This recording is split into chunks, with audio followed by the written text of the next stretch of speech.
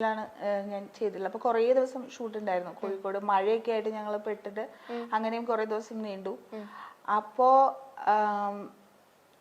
ആദ്യത്തെ തവണയ്ക്ക് നമ്മൾ കാണുമ്പോഴത്തേക്കും അല്ല എങ്ങനെയാന്ന് നമുക്ക് അറിയില്ലല്ലോ. അതിൽ ആസിഫും ഇവര് ഭയങ്കര കൂട്ടാണ്. അവർ രണ്ടാളും എപ്പോഴും അവർ രണ്ടാളും ഒന്നിച്ച് ഭയങ്കര തമാശയൊക്കെ പറയണതൊക്കെ കാണാം.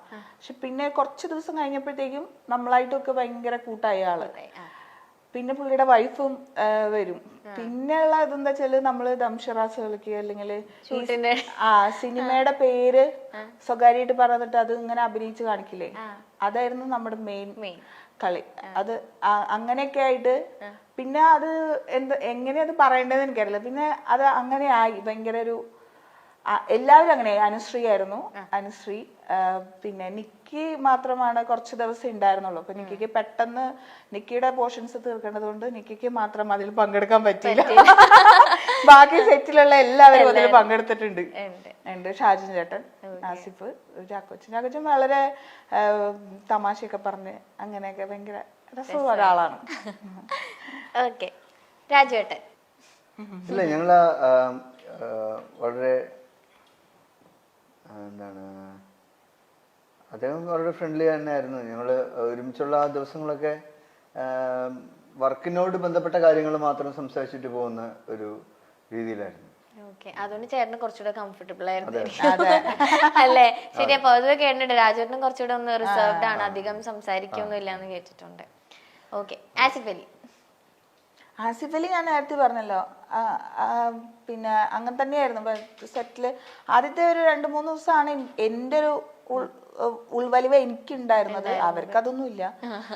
പിന്നെ ആസിഫ് ആ സമയത്താണ് എന്ത് ബൈക്കാണെന്ന് എനിക്കറിയില്ല, എന്തോ ഒരു ബൈക്കൊക്കെ കൊണ്ടുവന്ന് രാത്രി ചാക്കോച്ചനും കൂട്ടി കറങ്ങാൻ പോവാ. ആൾക്ക് വണ്ടിയൊക്കെ ഭയങ്കര ഇഷ്ടമാണല്ലോ. പിന്നെ അന്നാണ് ആദ്യമായിട്ട് നേരിട്ട് മിനി കൂപ്പർ കാണുന്നത്.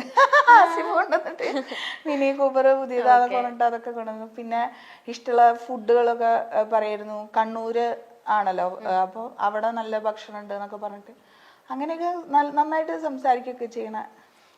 ലാലേട്ടൻ എങ്ങനെയാ ചേച്ചി? ലാലേട്ടൻ അത് എപ്പോഴും ഒരു അത്ഭുതം തന്നെയാണ്.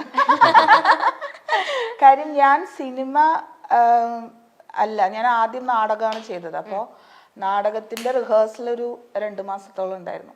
അപ്പൊ നമ്മള് എന്താ പറയാ, ഒരു ചമയങ്ങളും ഇല്ലാതെയാണ് ആളെ കാണുന്നത്. അപ്പോ പുള്ളിയുടെ ഒരു ഡെഡിക്കേഷൻ, പുള്ളി എന്ന് പറയുന്ന ആക്ടർ, എല്ലാം നമുക്ക് പഠിക്കാനുള്ളതായിരുന്നു. എൻ്റെ അടുത്ത് കൂടുതലും സംസാരിച്ചിരിക്കുന്നത് കഥകളിയെ കുറിച്ചായിരുന്നു. പുള്ളി വാനപ്രസ്ഥം ചെയ്തത് കൊണ്ട് തന്നെ കഥകളി ആൾക്ക് നല്ല ഇഷ്ടമാണ്.